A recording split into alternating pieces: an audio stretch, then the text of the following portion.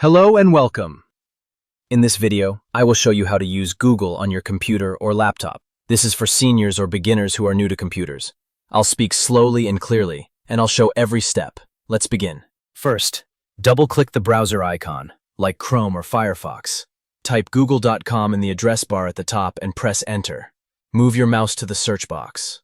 Click once, then type what you want to search, like flowers in spring.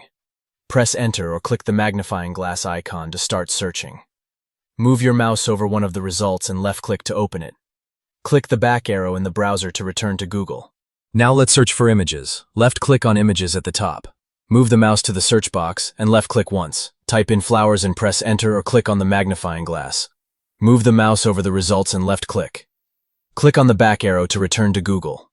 Thanks for watching. If you found this useful, please like and subscribe so you don't miss our next video, where we'll take a more targeted approach to searching with Google.